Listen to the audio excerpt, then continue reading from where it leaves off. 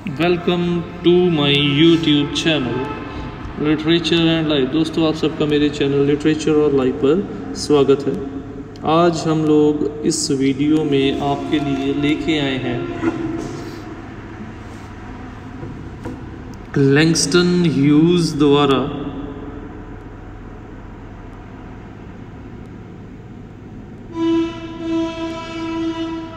लिखी गई poem I to.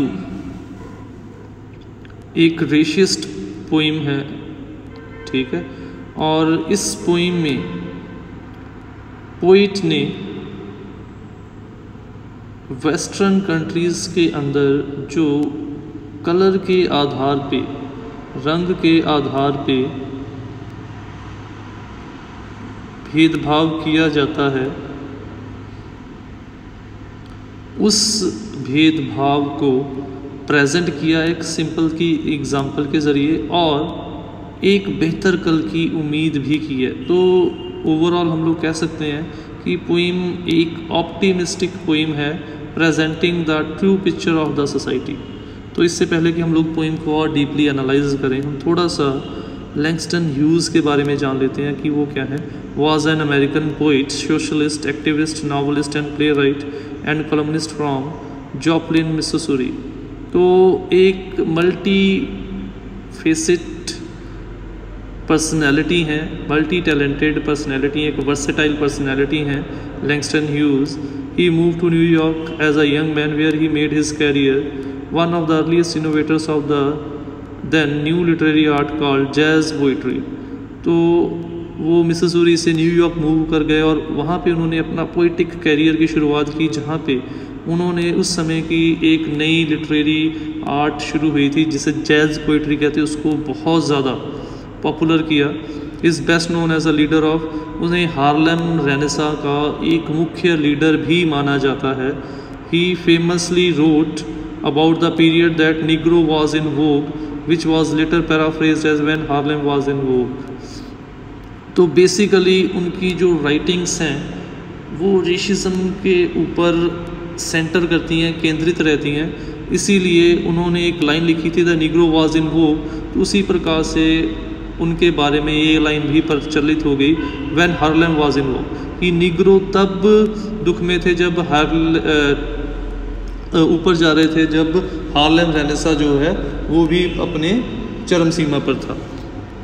Growing up in series of mid-western town, Hughes became a prolific writer at an early stage. He graduated from high school in Cleveland, Ohio, वहाँ से उन्होंने अपनी graduation की है, and soon began studies at Columbia University in New York। फिर उन्होंने अपनी further education जो है वो कोलंबिया यूनिवर्सिटी न्यूयॉर्क से की है। Although he dropped out, he gained notice from New York publisher, first in the Crisis magazine, then from book publisher, and become known in the creative community in Harlem. He eventually graduated from Lincoln University. In addition to poetry, he wrote plays and short story। Poetry के साथ साथ उन्होंने short stories और pledge में भी शिरकत की है। He also published several non-fiction works from 1942 to 1962 as the civil rights movements। उन्होंने नॉन फिक्शनल वर्क्स भी 1942-62 के बीच में की, जब सिविल राइट मूवमेंट, जब ब्लैक्स को अपने हकों के लिए जो मूवमेंट चली थी वो अपनी चरम सीमा पर थी। was gaining traction, he wrote in an in-depth weekly column in a leading black newspaper, the Chicago Defender।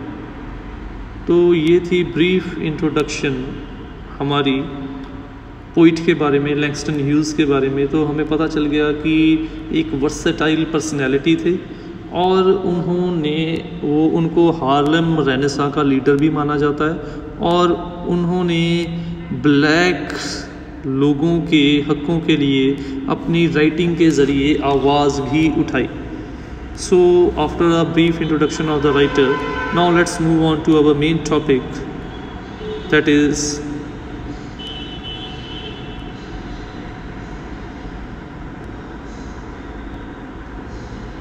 I to.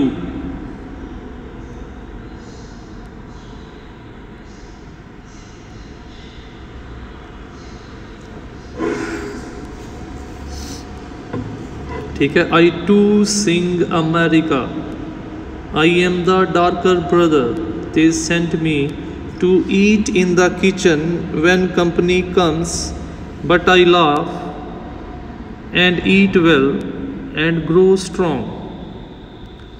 तो ये जो पोइम है, इससे पहले कि हम लोग इसकी एक्सप्लेनेशन देखिए, एक मैं ब्रीफ ओवरव्यू दे देता हूँ पोइम का।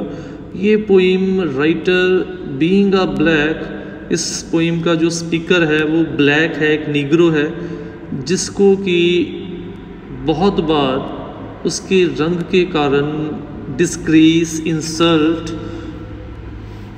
और ह्यूमिलेशन का सामना करना पड़ा है। तो ये कहना भी गलत नहीं होगा कि यहाँ पे वो बीइंग अ ब्लैक उसको कैसी सिचुएशंस का सामना करना पड़ता था, उन सिचुएशंस को वो बाखूबी इस पैराग्राफ में या इस स्टैंजा में बाखूबी उसने बताने की कोशिश की है। तो पोइम क्या है? पोइम बेसिकली ये है कि ये एक कंपनी में वर्क करता है, जो स्पीकर है पोइम का, बट क्योंकि वो कहता है कि मैं भी रहने वाला, वो कहता है मैं भी अमेरिका का ही हूँ, बट क्योंकि मेरा रंग काला है इसीलिए अमेरिका के उस समय के बहुत सारे लोग उसको अपना भाई नहीं मानते, यानी कि उसको अपना नहीं मानते,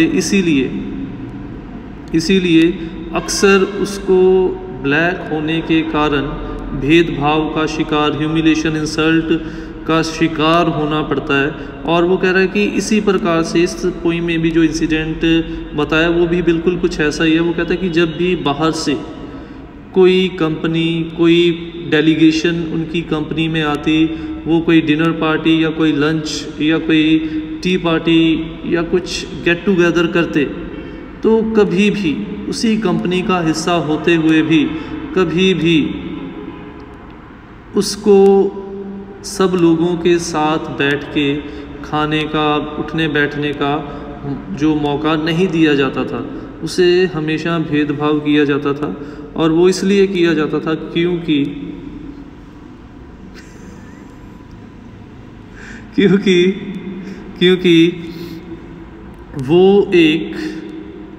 वो एक निग्रो था, वो एक ब्लैक था, और बीइंग अ ब्लैक होने के कारण उसे ये सारी ह्यूमिलेशन फेस करनी पड़ती थी। बट यहाँ पे एक चीज़ और नोटेबल है कि पोइट दिल छोड़ने वाला नहीं है, हिम्मत हारने वाला नहीं है। इतनी ह्यूमिलेशन सहने के बाद भी जब उसको खाने के टाइम कह दिया किचन में चला जा, तू हमारे साथ बैठ के नहीं खा सकता, कोई आपको ये कह दे कि तुम्हारी कास्ट हमसे छोटी है, तू हमारे साथ नहीं बैठ सकता, कितनी इंसल्टिंग बात है। तो इतनी ह्यूमिलेशन सहने के बाद भी वो कभी शिकायत नहीं करता था, कोई भी अफसोस नहीं करता था, बल्कि वो अंदर से और मजबूत हो जाता था। वो कहता था कि आज जो लोग उसको नहीं समझ पा रहे, कल वो लोग उसे समझेंगे, कल उसे बराबर हक मिलेंगे, एक दिन वो भी अपने वाइट ब्रदर्स के साथ बैठ के खाना खाएगा। और वो कह रहा है कि एक दिन आएगा कि वाइट अमेरिकन सोसाइटी ये समझेगी कि अमेरिका का विकास केवल वाइट लोगों के विकास के साथ नहीं है, अमेरिका का विकास वहाँ पे रहने वाले ब्लैक लोगों के विकास के साथ भी जुड़ा हुआ है। तो ये हालात बिल्कुल हमारे देश के हालातों के जैसे हैं, जैसे हम लोग यहाँ पे देख सकते हैं अलग अलग प्रकार की डिस्क्रिमिनेशन हम लोगों को देखने को मिल जाएगी, कास्ट के आधार पे, रिलीजन के आधार पे। और अक्सर सरकारें जो हैं, हमारी गवर्नमेंट्स जो हैं, वो भी ऐसे ही वर्क करती हैं, ठीक है, किसी पर्टिकुलर वर्ग के लिए काम कर दिया, किसी पर्टिकुलर वर्ग के लिए काम नहीं किया। और उसका नुकसान यही है कि हम लोगों का देश जो है वो विकसित नहीं हो पा रहा। उसका मेन कारण यही है कि सब लोगों का बराबर विकास नहीं हो रहा। और अमेरिका का विकसित हो जाना इस बात का प्रतीक है कि उन लोगों ने इस कमी को ओवरकम किया। पोइट ने जो सोचा था, स्पीकर ने जो सपना देखा था, वो साकार हुआ। इसीलिए वहाँ पे ब्लैक और वाइट लोगों को बराबर हक मिले। और एक वाइट अमेरिकन कंट्री में लगातार 2 बार बैरक ओबामा जो है being a black 2 bar president elect हुए। ये शो करता है कि उन्होंने अपने उस रेसिस्ट एटीट्यूड को, उस बिहेव को ओवरकम किया। तो स्टार्ट करते हैं। I too, written by Langston Hughes, is a voice of protest against racism in America and other Western countries where people were discriminated on the basis of color of the skin। तो ये poem जो है एक विद्रोह की आवाज़ है उन पश्चिमी देशों के अंदर, अमेरिका या उन पश्चिमी देशों के अंदर जहाँ पे लोगों को रंग के आधार पे, उनकी स्किन के रंग के आधार पे भेदभाव को फेस करना पड़ता है, जहाँ पे उनको दिखाया ये जाता है कि उनको बराबर हक दिए गए हैं, बट बाद में उनको भेदभाव का शिकार होना पड़ता है, बिल्कुल हमारे देश के जैसे, जहाँ पे कहते ये हैं कि मेल और फीमेल इक्वल है, बट मेल को जो आज़ादी दी गई है वो फीमेल को कभी नहीं दी जाती। ठीक है, मेल जब चाहे आ सकता है, जा सकता है, फीमेल को हर चीज़ टाइमली करनी पड़ती है। पेरेंट्स मेल को कई बार नहीं पूछते, फीमेल को पूछ लेते हैं। तो दिखाने में हम लोग शो कुछ करते हैं, रियलिटी कुछ है। दिखाने में हम लोग कहते हैं भारत विभिन्नताओं में एकता का देश है, बट क्या वाकई भारत विभिन्नताओं में एकता का देश है? अगर हम लोग देखें तो नहीं है। अगर विभिन्नताओं में एकता का देश होता तो हर 10 साल में एक धर्म जात पात के नाम पे जो दंगा भारत में होता है वो कभी ना होता। तो इसीलिए जो सुपरफिशियल रियलिटी वो कुछ और है, ग्राउंड रियलिटी कुछ और है, और पोइट यहाँ पे ग्राउंड रियलिटी की बात कर रहा है कि जो हम लोग अलग अलग प्रकार के भेदभाव अपने ही देश में, अपने ही घर में अपनों के द्वारा सहते हैं। ठीक है, यहाँ पे ये लोग अपने ही देश में हैं, अपने ही भाई बहन हैं, फिर भी उनके द्वारा ये रंग के आधार पे भेदभाव को सहते हैं, और उनके बाद उनके अंदर कैसी भावना आती है। देखिए, the speaker of the poem laments and feels alienated from his own country due to this discrimination. और स्पीकर कहता है कि इस भेदभाव के कारण उसे दुख भी होता है, अफसोस भी होता है, और उसे ऐसा महसूस होता है कि वो अपने देश में ही एलियन के जैसे है, वो अपने देश में ही एक विदेशी के जैसे है, इसीलिए तो उसको बराबर रिस्पेक्ट या बराबर हक नहीं दिए जाते। But the speaker of the poem does not lose heart and argues that black people have preserved and will preserve through these injustices of racism and will regain their rightful place in the society। But वो अपना दिल छोटा नहीं करता, हिम्मत नहीं हारता, और बड़े दृढ़ विश्वास के साथ कहता है कि ब्लैक लोगों ने अब तक अपने आप को ऐसे हालातों से बचा के रखा है, अपनी हिम्मत के सहारे बचा के रखा है, और एक दिन ऐसा भी आएगा जब वो अपनी इसी हिम्मत के सहारे, इसी पॉजिटिव थिंकिंग के सहारे, ऑप्टिमिज्म के सहारे समाज में अपनी सही जगह जो है वो पा लेंगे, हासिल कर लेंगे। और वो इस चीज़ को भी जानते हैं कि हक मांगने से नहीं, हक पाने के लिए लड़ना पड़ता है अपने हकों के लिए, और वो इस चीज़ के लिए भी तैयार हैं कि वो रेसिज्म को जड़ से ख़त्म कर देंगे, और एक दिन वाइट लोगों को एहसास दिला देंगे कि वो भी उन्हीं के जैसे अमेरिकन सोसाइटी का एक हिस्सा है। फ़र्क सिर्फ उनके रंगों का है, बट उस आधार पे उनके साथ कभी भी भेदभाव होना नहीं करना चाहिए। अगर किया जाता रहा तो वो उनकी गलती थी। I too, written by Langston Hughes, is a voice of protest against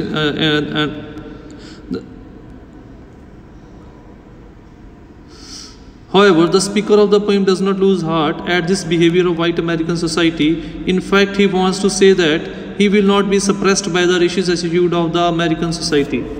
तो बट यहाँ पे जो स्पीकर है वो अपना दिल छोटा नहीं करता कि उसके वाइट अमेरिकन सोसाइटी जो है उसके साथ भेदभाव कर रही है, बल्कि वो अपने निश्चय को और दृढ़ निश्चय कर लेता है, और वो कहता है कि वो इस भेदभाव भरे बर्ताव से कभी भी दबेगा नहीं। वाइट अमेरिकन सोसाइटी के प्रभाव से वो दबेगा नहीं। वो अपने गुणों से एक दिन वाइट अमेरिकन सोसाइटी को एहसास दिला देगा कि वो भी बराबर हक रखने के लिए हकदार है, उसे भी बराबर राइट्स दिए जाने चाहिए। और उस दिन शायद वाइट अमेरिकन सोसाइटी को अपने इस बर्ताव के लिए शर्मिंदगी भी होगी। In fact they will become stronger by developing vibrant and independent cultural tradition. बल्कि वो कहता है कि इस बर्ताव के कारण उनके अंदर की विल पावर और मजबूत होती चली जा रही है और उनको दृढ़ निश्चय है कि एक दिन वो इसी ट्रेडिशन से वो और स्ट्रांग होते चले जाएंगे और अपने आप को वो अंदर से इतना मजबूत कर लेंगे कि वाइट अमेरिकन सोसाइटी उनको एक्सेप्ट करने के लिए मजबूर हो जाएगी। This inner will give him strength that one day they will prove their worth in such a way that white American society will not be able to ignore their contribution। वो कहता है कि एक दिन यही जो अंदर से उनको ताकत मिल रही है ये उनको अंदर से इतना ताकतवर कर देगी कि चाहकर भी वाइट अमेरिकन समाज जो है इनकी काबिलियत को, इनकी अमेरिका के लिए कंट्रीब्यूशन को अनदेखा नहीं कर पाएगा। वो समझेगा कि अमेरिका के विकास के लिए जितना वो लोग रिस्पॉन्सिबल है उतना ही ब्लैक लोग भी रिस्पॉन्सिबल हैं। तो इस प्रकार से हम लोग देख सकते हैं कि जो कंट्रीज़ अपने आप को सो कॉल्ड डेवलप्ड कंट्रीज़ कहते हैं, एक टाइम पे वो कंट्रीज़ भी हमारे जैसे हालातों को फेस कर रही थी, बट उन लोगों ने उन कमियों को इम्प्रूव किया, वो डेवलप्ड बन गए और हम लोग अभी तक अपनी उन कमियों को इम्प्रूव नहीं कर पाए, इसीलिए हम लोग डेवलप्ड नहीं बन पाए। और हम लोगों को ये भी क्लियर हो गया कि उस टाइम के लोगों की सोच ये होती थी कि वो लोगों को उनकी काबिलियत, जब हम लोग कहीं पे कोई दोस्त चुनते हैं हम लोग ये देख के थोड़ी ना चुनते हैं कि वो उसकी कास्ट क्या है, उसका रिलीजन क्या है। हम लोगों को उसके हॉबीज़, उसके इंटरेस्ट, उसके गुणों के हिसाब से या अवगुणों के हिसाब से हम किसी को दोस्त बनाते हैं या किसी से दोस्ती तोड़ते हैं। तो यहाँ पे हम लोगों को ये क्लियर हो गया कि वो उनके गुणों और अवगुणों से नहीं बल्कि उनके रंग के आधार से उनको मापते थे और ये मापदंड बिल्कुल गलत था उनका, क्योंकि किसी के व्यक्तित्व की पहचान उसके गुणों, उसकी क्वालिटीज़, उसके टैलेंट से होती है, ना कि उसके कास्ट, रिलीजन या फिर उसके स्किन के कलर से होती है। Tomorrow I will be at the table. When company comes, nobody will dare say to me, eat in the kitchen. Then, besides, they will see how beautiful I am and be ashamed. I too am America. तो दो stanzas की ये poem है। तो first stanza में जहाँ पे poet ने नेगेटिविटी को दिखाया, उसने वाइट अमेरिकन समाज के एटीट्यूड को दिखाया, उनके way of treating black people को दिखाया। दूसरे स्टेंजा में वो एक बेहतर कल की उम्मीद कर रहा है, वो ऑप्टिमिस्टिक एटीट्यूड व्यक्त कर रहा है, वो पॉजिटिव एटीट्यूड व्यक्त कर रहा है और वो ये दिखा रहा है कि किस प्रकार से वो एक दिन अपने हकों को हासिल कर लेंगे और उस दिन अमेरिका के जो लोग इनके साथ भेदभाव कर रहे हैं, वाइट अमेरिकन सोसाइटी, वो अब शर्मिंदा भी होंगे इस बर्ताव के ऊपर। In the following stanza he is optimistic for a bright future for all the black. वो कहता आशावादी है कि एक दिन आएगा कि सभी ब्लैक्स को एक बेहतर कल मिलेगा, सभी ब्लैक लोगों को बराबर हक मिलेंगे, उनके साथ किसी प्रकार का भी भेदभाव नहीं किया जाएगा। आज जो लोग उसको साथ में टेबल पे बिठा के खाने से शर्मिंदगी महसूस कर रहे हैं, वही लोग उसको टेबल पे बिठाएंगे और अपने आज के बर्ताव के लिए शर्मिंदगी को फील भी करेंगे। He is hopeful that one day American society will rise above from narrow thinking of racism and at that day there will be no discrimination between the blacks and the white. वो कहता है कि एक दिन आएगा, पूरी उम्मीद रखता है, जब अमेरिका के लोग, अमेरिकन समाज इस छोटी सोच से ऊपर उठेगा और खुली बाहों से उन्हें ब्लैक लोगों को अपनाएगा और वो समझ जाएंगे कि किसी को अपनाना उनके गुणों और अवगुणों के आधार पे होता है, उनके स्किन के कलर के ऊपर डिपेंड नहीं करता और उस दिन अमेरिकन समाज में किसी प्रकार का भी भेदभाव नहीं रहेगा। At that time they will be able to see the inner beauty of his soul and feel ashamed of the past behaviour. वो कह रहा कि अभी तक तो ये मेरी बाहरी खूबसूरती या बाहरी बदसूरती को देखते हैं। वो कहता कि बाहरी खूबसूरती ले लें या हम लोग बाहरी बदसूरती ले लें, ये तो उम्र के साथ ख़त्म हो जाएगी। कौन सी चीज़ जो है जो हमारे मरने के बाद भी याद रहती है, वो है हमारे अंदर की खूबसूरती, हमारी इनर ब्यूटी, हमारी अंदर की प्योरिटी। तो वो कहता है कि एक दिन जो लोग आज मेरे बाहरी काले रंग को देख के शर्मिंदगी फील कर रहे हैं, वही एक दिन मेरे अंदर की खूबसूरती को, मेरे गुणों को पहचानेंगे और वो आपने आज के बर्ताव के ऊपर शर्मिंदा होंगे कि एक दिन उन्होंने इसके रंग के आधार के ऊपर इसके साथ भेदभाव किया था।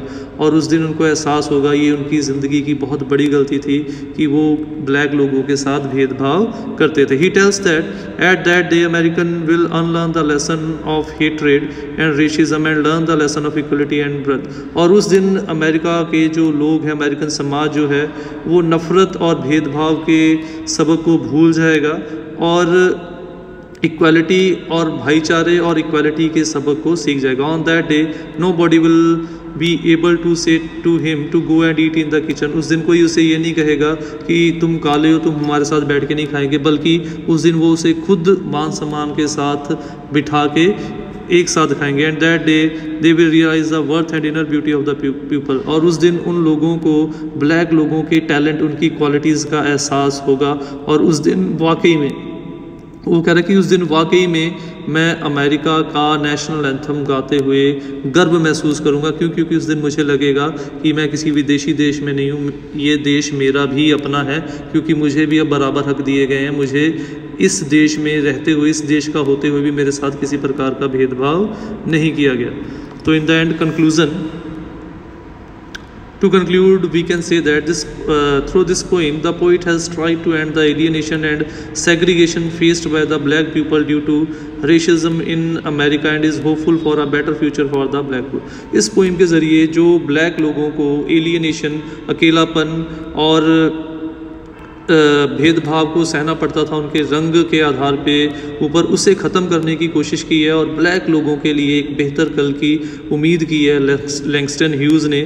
तो हम लोग देख सकते हैं इस पोइम के थ्रू पोइट ने एक्सट्रीम पेसिमिज़म, निराशा की सिचुएशन में भी आशा को नहीं छोड़ा, उम्मीद को नहीं छोड़ा। क्योंकि हम सब लोग जानते हैं आस है तो सांस है, अगर उम्मीद है तो हम लोग ज़िंदा हैं। तो वो भी उसी उम्मीद के ऊपर ज़िंदा था और वो उम्मीद उसकी सही भी साबित हुई। मैंने पहले भी एग्जांपल दी बैराक ओबामा की, जो कि निग्रो होते हुए भी एक वाइट कंट्री के 2 बार लगातार प्रेसिडेंट बने। तो जो उसने सपना देखा था, जो उसने एक बेहतर कल की सपना दिखाया था, वो वाकई में साकार भी हुआ। तो ये थी हमारी आज की पोइम। तो उम्मीद करता हूँ आपको वीडियो अच्छी लगी होगी। अगर वीडियो अच्छी लगी तो लाइक और कमेंट ज़रूर कीजिएगा। Thanks for watching the video. Don't forget to subscribe my channel, click on the bell icon to get the latest updates.